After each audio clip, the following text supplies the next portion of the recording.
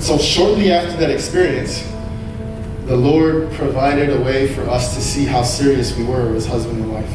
And so we're on the way home from work one night. It's almost midnight We had dinner at a friend's house and we're on the way home, in Santa Ana. And I'm driving through 4th Street. No one's around, it's dark.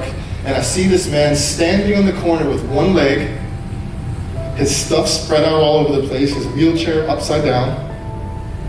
And he has this blade in his hand, really long, thin blade, and he's sharpening it.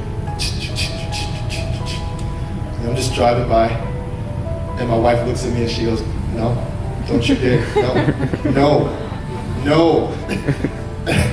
And I looked at her and I was like, "I think it's from the Lord. we gotta stop."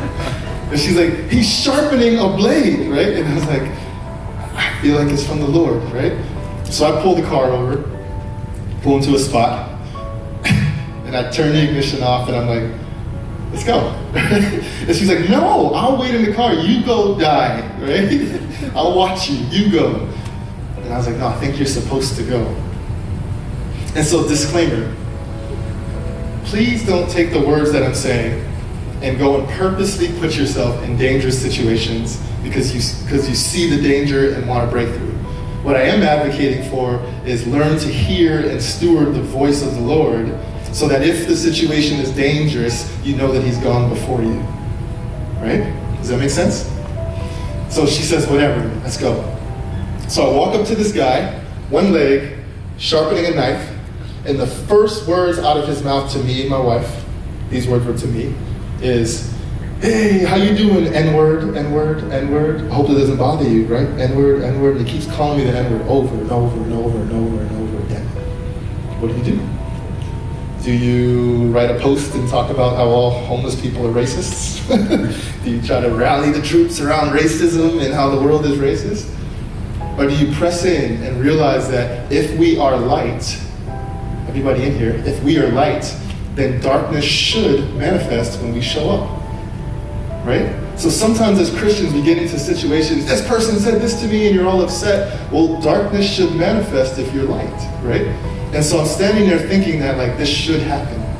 This should happen because I've come to expose something inside this guy, right? And so we just keep talking to him, just like, "Hey man, so what's up with the blade? Do you have family? All this stuff."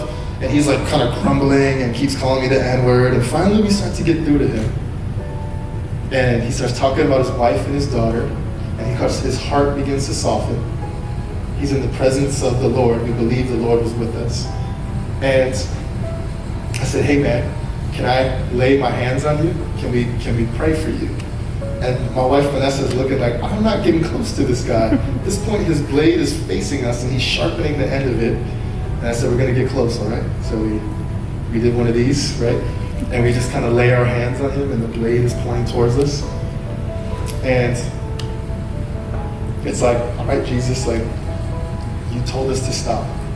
At this point, we know it somehow. I don't know how. And I prayed for him. I gave my best prayer, right?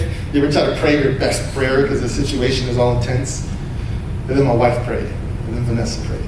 And she started praying, and it's like the Lord just took her mouth. She started praying in a way I've never heard, in a rhythm I've never heard. She was speaking English, it wasn't tongues or anything like that, but it was like it wasn't her praying. I have my hands on this guy, and I'm like, "What the?" And he dropped the blade, fell to his one knee, face on the ground, and starts weeping like a baby. Crying like a baby, snotty tears. And it was like the presence of God hit and landed upon this guy. Right there in the middle at midnight on 4th Street in Santa Ana. I've never seen him since. I've talked about him to all my neighbors that I know. "Have you seen the guy with one leg that walks around with a blade?"